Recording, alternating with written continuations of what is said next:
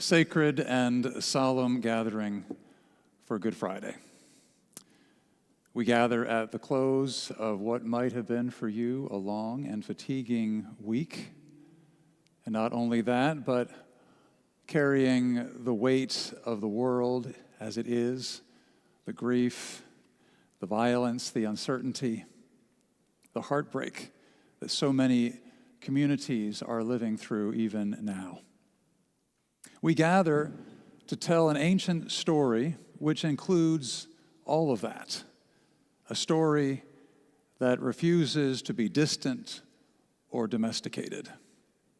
We gather to hold together a challenging question: what's good about Good Friday? Tonight we will follow the story as it unfolds through betrayal, abandonment, injustice, torture, and death. It's a story we might reasonably want to bypass on our way to Easter. The crucifixion of Jesus is a profound tragedy, a moment where human cruelty, fear, and evil converge in the most brutal form. The crucifixion of Jesus did not need to happen. It should not have happened. It was not required by God. It was not divinely orchestrated as a necessary payment or transaction. It is what happens when love confronts empire, when truth challenges power, when compassion does not yield to domination. The cross does not sanctify violence, it reveals it. Tonight, our sanctuary is framed by stations of the cross created by the Guatemalan Maya Center. These stations invite us to see this story through the eyes of those who know suffering intimately and presently. They remind us that Good Friday is not something that just happened in the past. It lives wherever people are harmed, wherever dignity is denied, wherever power acts without accountability. And yet, even in the heaviness of this night, we will also hear from voices within our own community. 3 young adults will share reflections on how they navigate a world that often feels overwhelming by injustice, and also what gives them hope in this moment. They will help us listen for signs of courage, of resistance, of resilience, of life that persists even in the shadow of the cross where we are tonight. So let's refrain, if we can, from trying to explain or even explain away the suffering or rushing towards resolution and trying to find easy answers. Instead, I invite us just to sit with the unknowns and the deep discomfort and sorrow, to honor the humanity of Jesus, who was executed by the state of his time, and as so many others have been before and since. And still, we'll hold that question together as it lingers unresolved and perhaps unresolvable. What's good about Good Friday? It won't be found in the violence, but maybe in the refusal to turn away from it, in the courage to tell the truth about what happened and what continues to happen, in the way this story calls us to examine our own lives, our own participation in harm and in healing alike. So let us enter this evening and this story with open hearts. Let us bear witness to its pain and its honesty. Let us listen deeply to the voices of the past and of the present, and to the quiet stirrings of hope that refuse to be extinguished. Through it all, may God be praised. And may we continue to ask, what's good about Good Friday? I invite you now to stand as we join our voices together in our opening hymn, O Sacred Head, now wounded.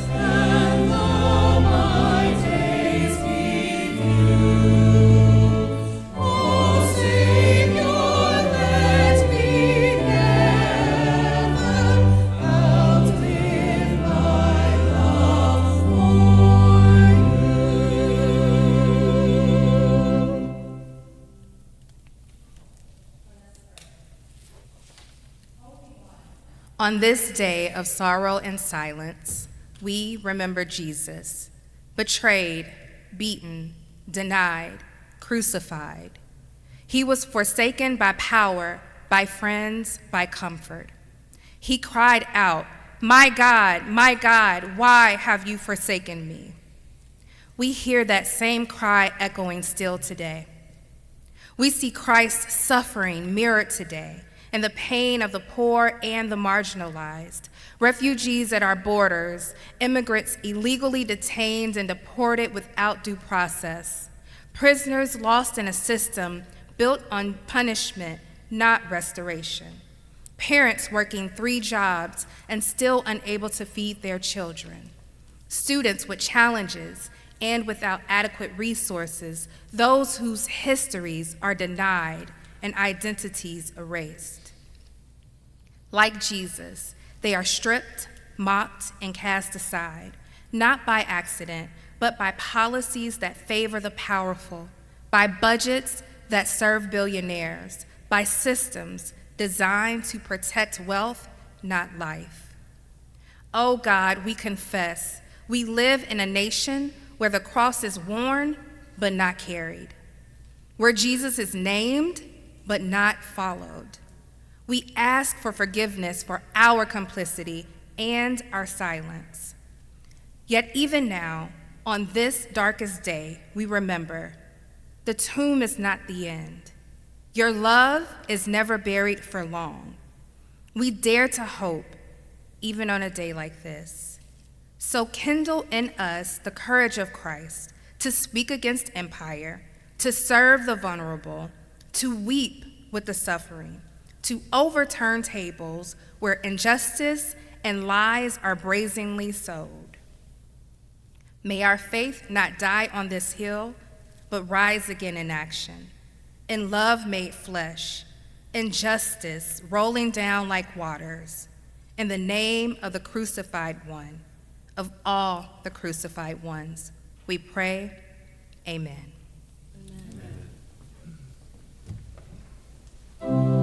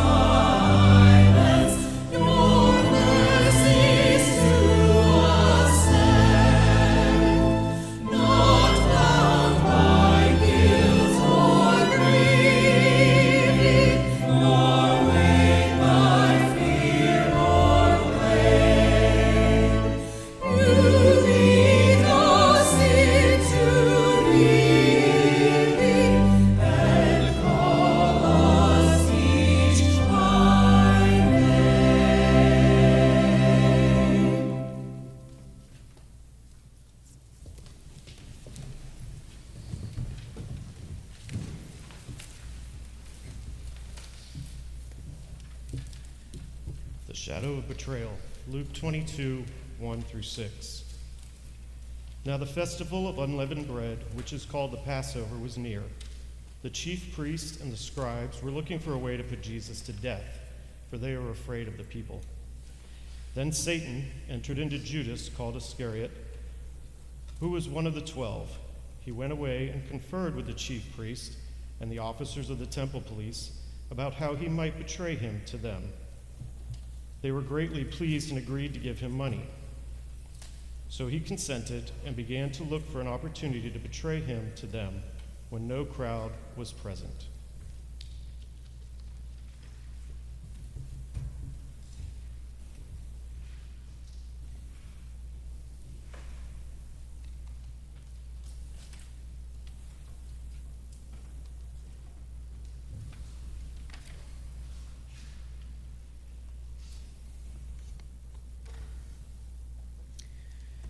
I teach second grade at a school where my students come from all over the world.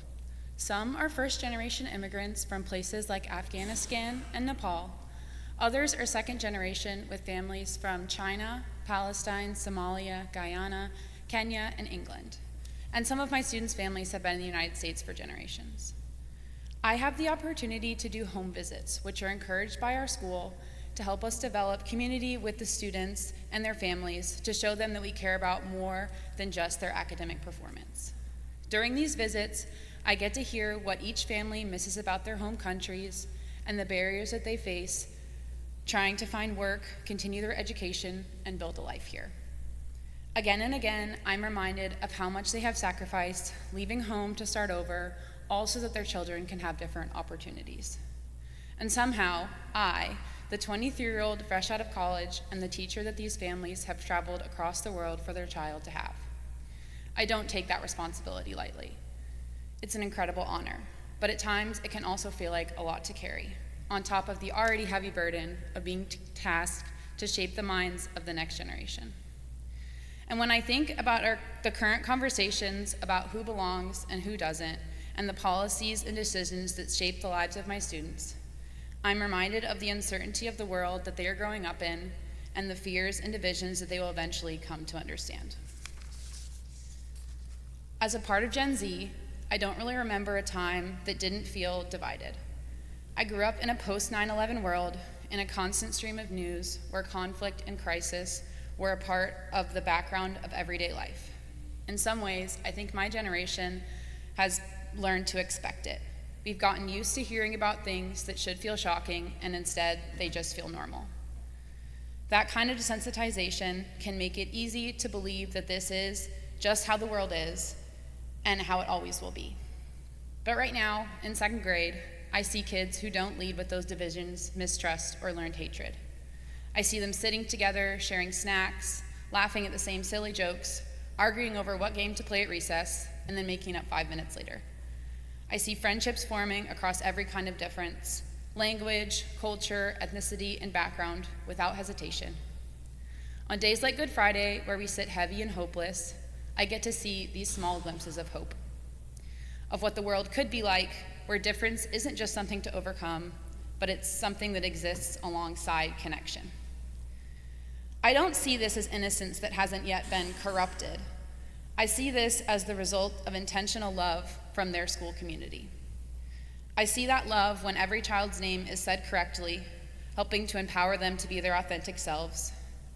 When we are intentional about the stories that we read to them, making sure that the characters look like them. When we give them a full and honest picture of history, one that includes all people. This love shows when homeland is a vocabulary word in our curriculum, and we slow down to let every student who wants to share what they know about their homeland. It shows when we send the class stuffed animal home with a student who is Muslim, so on Monday they can share what Coco did for Eid. It means spending hours finding videos and books to build a slideshow for Women's History Month so that there is a woman to learn about every morning in March, so that girls and boys can see that women can do whatever they set their mind to, even if the world is constantly telling them otherwise. I get to shape what my students expect from the world and what they believe is possible within it. Every day, I get to keep building a world where they feel like they belong, even if the larger world does not always reflect that yet.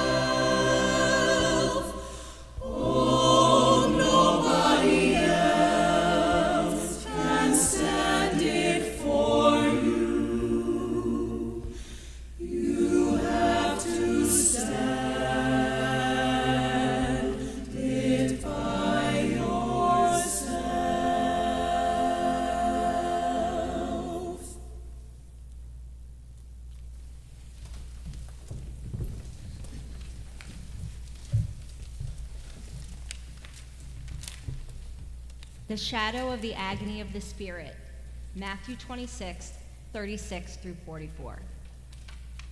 Then Jesus went with them to a place called Gethsemane, and he said to his disciples, "Sit here while I go over there and pray."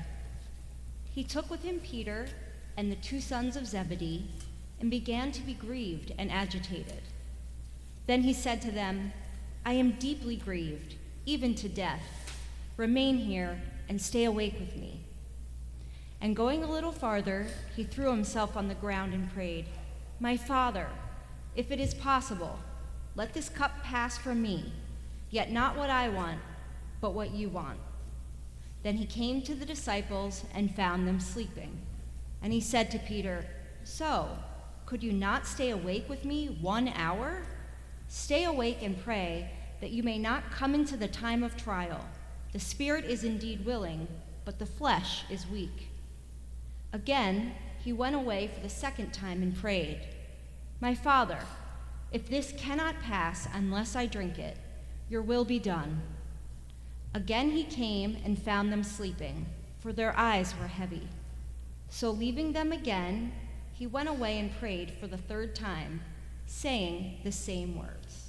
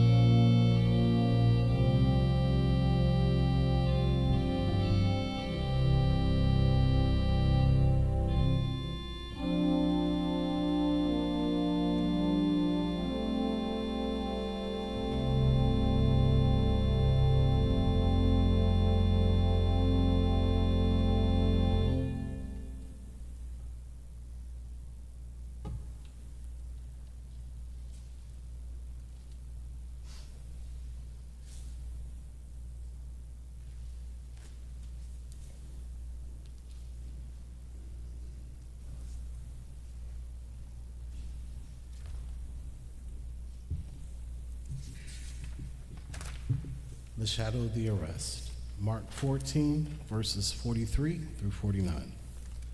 Immediately while he was still speaking, Judas, one of the 12, arrived, and with him there was a crowd with swords and clubs from the chief priests, the scribes, and the elders. Now the betrayer had given them a sign, saying, "The one I will kiss is the man. Arrest him and lead him away under guard." So when he came, he went up to him at once and said, "Rabbi," and kissed him. Then they laid hands on him and arrested him. But one of those who stood near drew his sword and struck the slave of the high priest, cutting off his ear. Then Jesus said to them, "Have you come out with swords and clubs to arrest me, as though I were a bandit? Day after day I was with you in the temple teaching, and you did not arrest me. But let the scriptures be fulfilled."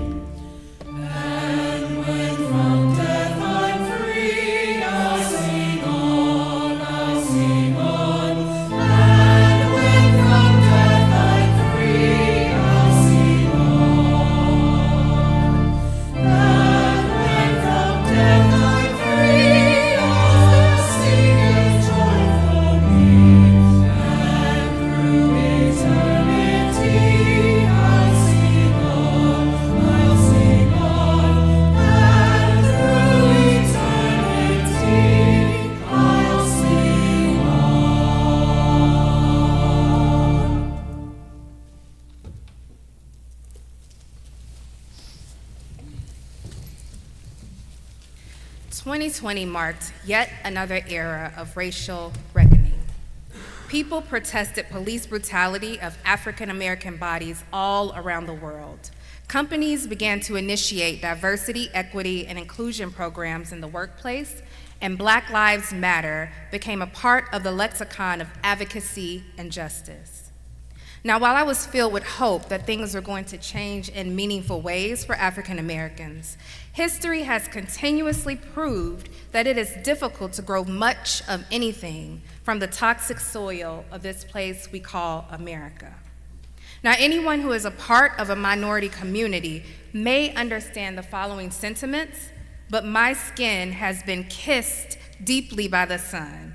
So, as a beautiful, dark brown-skinned American woman of African descent, I am writing from my particular lens. Here I stand in 2026 with yet another iteration of white narcissism on display in the highest office in the land. Here I stand in 2026 where over 300,000 Black women have lost their jobs, essentially losing their livelihoods too.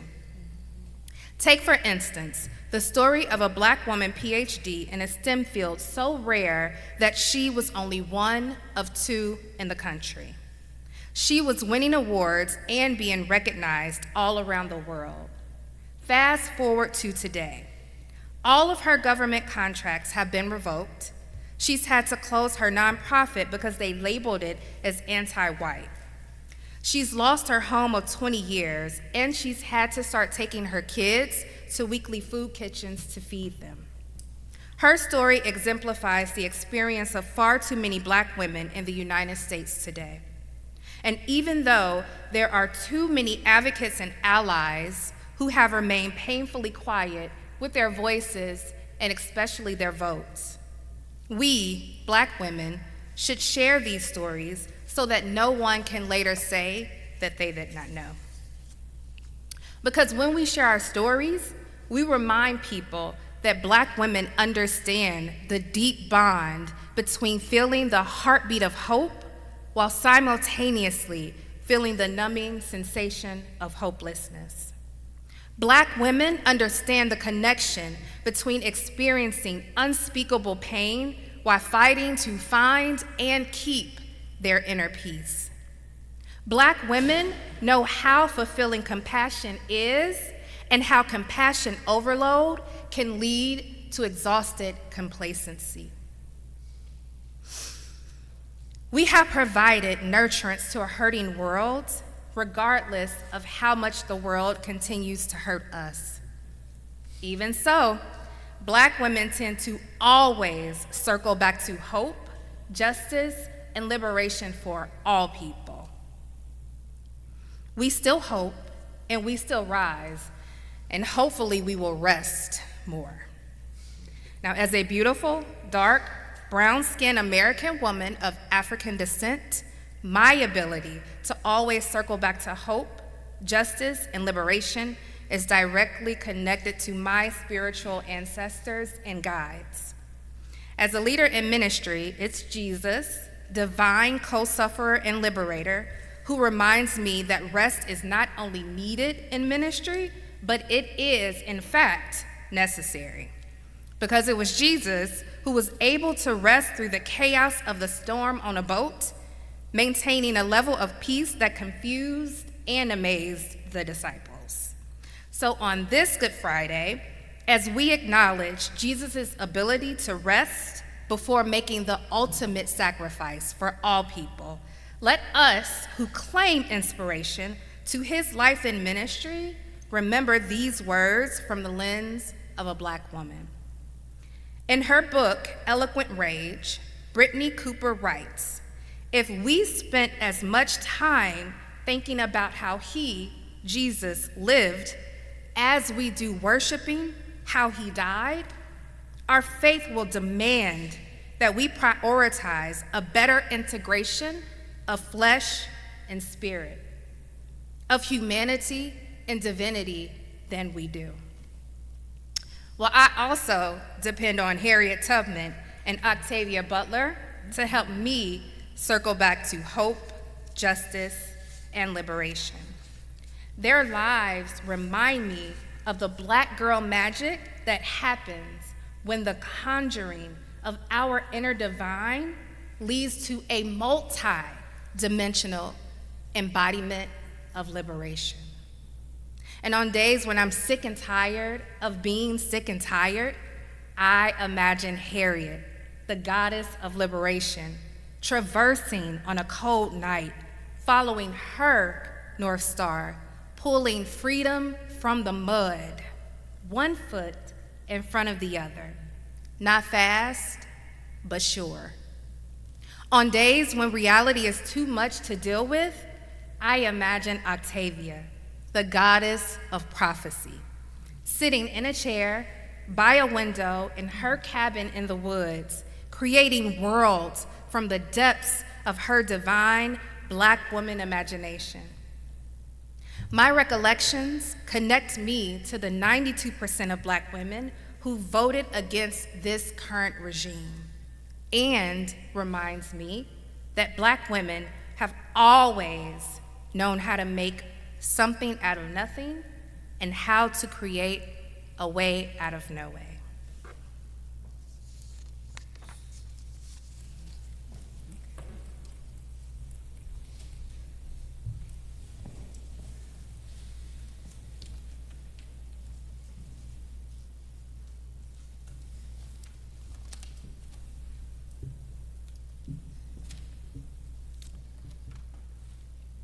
Then they seized him and led him away, bringing him into the high priest's house. But Peter was following at a distance. When they had kindled a fire in the middle of the courtyard and sat down together, Peter sat among them. Then a female servant, seeing him in the firelight, stared at him and said, "This man also was with him." But he denied it, saying, "Woman, I do not know him." A little later, someone else, on seeing him, said, "You also are one of them." But Peter said, "Man, I am not." Then, about an hour later, still another kept insisting, "Surely this man also was with him, for he is Galilean." But Peter said, "Man, I do not know what you are talking about." At that moment, while he was still speaking, the rooster crowed. The Lord turned and looked at Peter. Then Peter remembered the word of the Lord, how he had said to him, "Before the rooster crows today, you will deny me 3 times." And he went out and wept bitterly.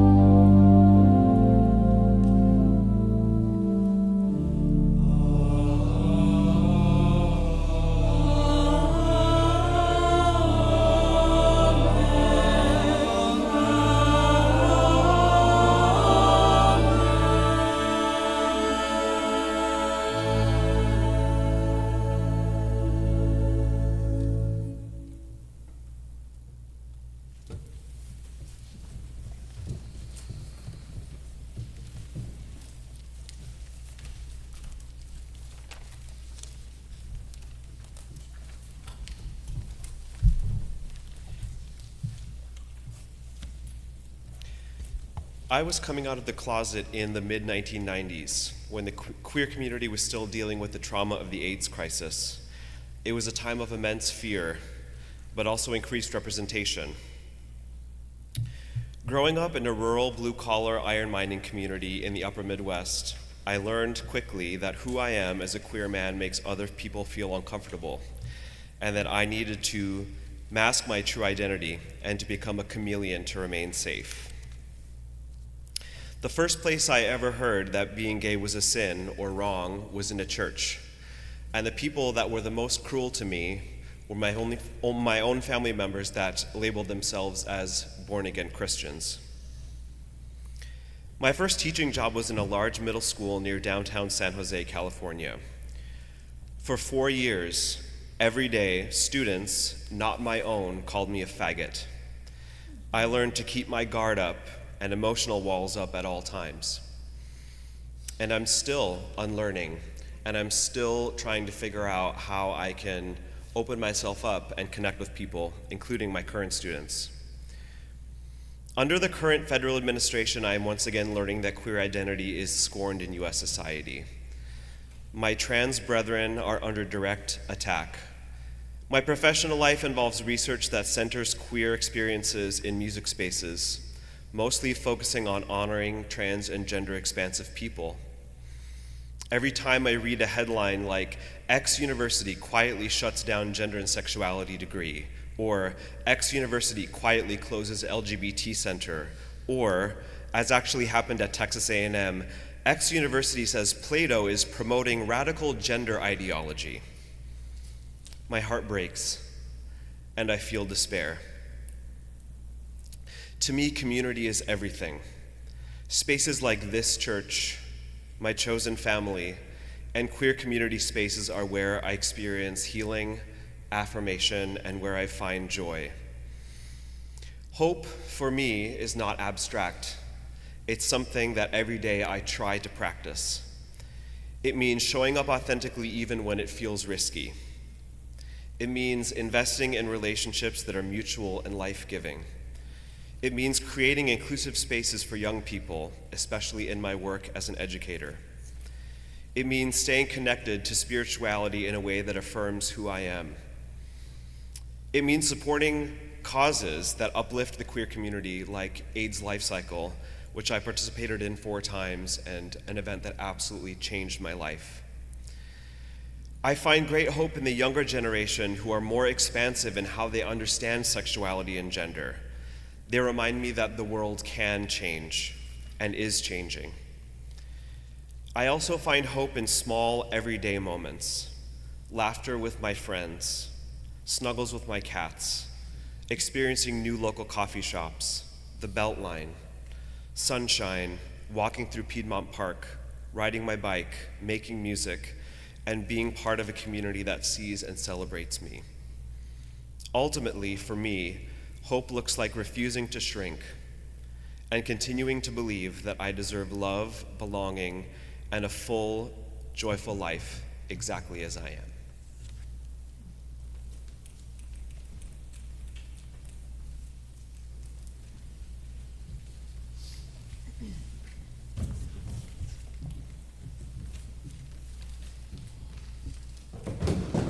Now I invite all of you in here to come with me as we use our human imagination to witness a scene as it is written in Matthew, the 27th chapter, the 11th through the 18th verses, and the 21st through the 26th verses. Now Jesus stood before the governor, and the governor asked him, "Are you the king of the Jews?" Jesus said, "You say so." But when he was accused by the chief priests and elders, he did not answer. Then Pilate said to him, "Do you not hear how many accusations they make against you?" But he gave no answer, not even to a single charge, so that the governor was greatly amazed. Now at the festival, the governor was accustomed to release a prisoner for the crowd, anyone whom they wanted. At that time, they had a notorious prisoner called Jesus Barabbas, who had committed murder during the insurrection. So after they had gathered, Pilate said to them, "Whom do you want to release for you? Jesus Barabbas or Jesus, who is called the Messiah?" For he realized that it was out of jealousy that they had handed him over. The governor again said to them, "Which of the two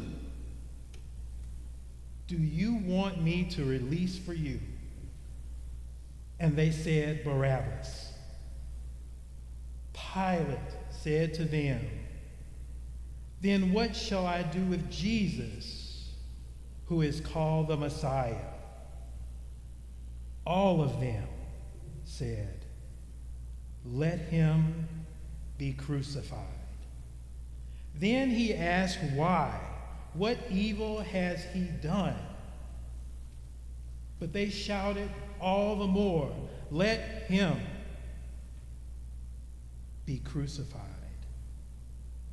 So when Pilate saw that he could do nothing, but rather that a riot was beginning, he took some water and washed his hands before the crowd, saying, "I am innocent of this man's blood.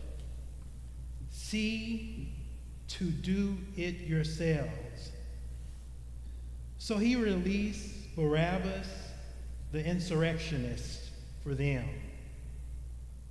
And after flogging Jesus, handed him over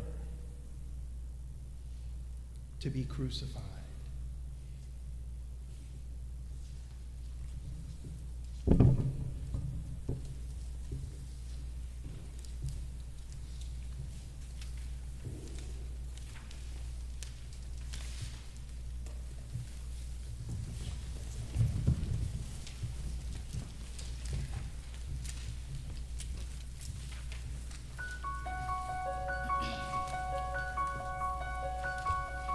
I believe in the Son. I believe in the Son. Even when it's not shining. I believe in the Son. I believe in the Son. Even when it's not shining. I believe in light.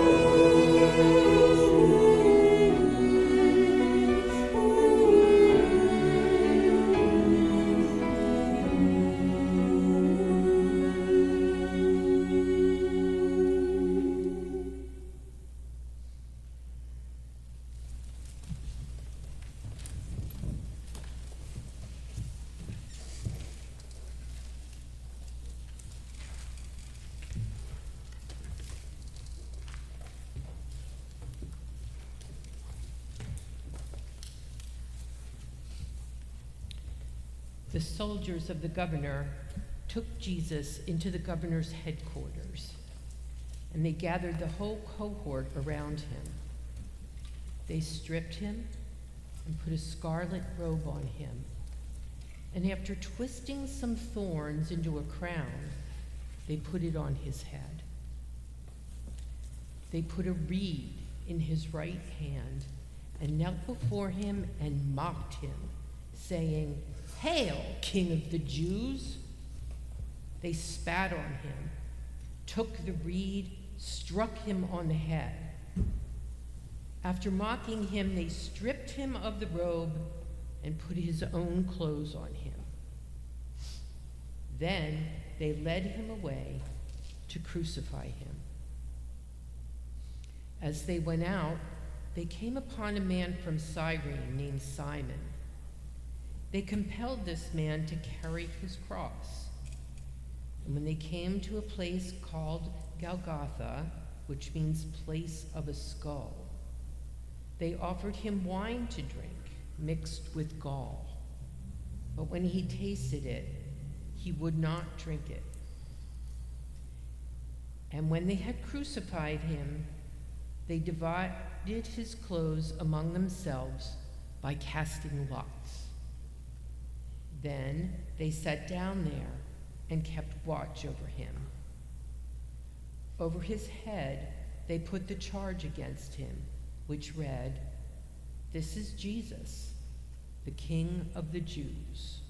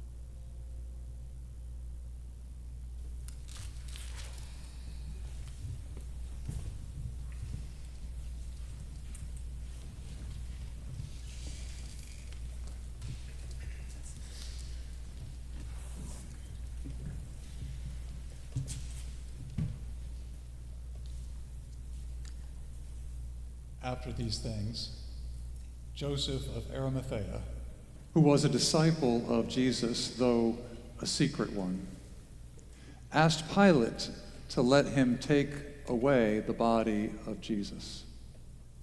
Pilate gave him permission, so he came and removed his body. Nicodemus, who had first come to Jesus by night, also came, bringing a mixture of myrrh and aloes, weighing about 100 pounds.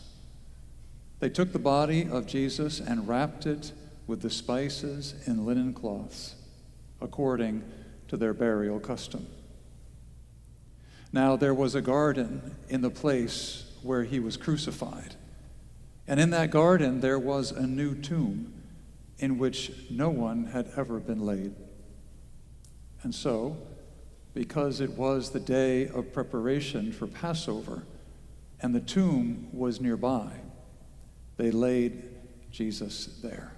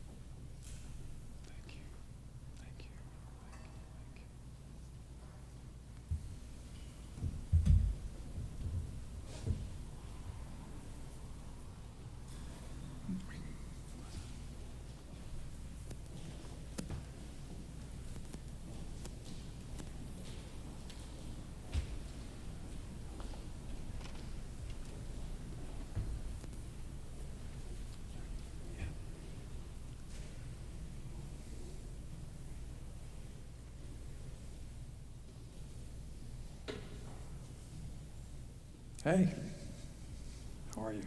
Thanks for coming. Thanks for being here.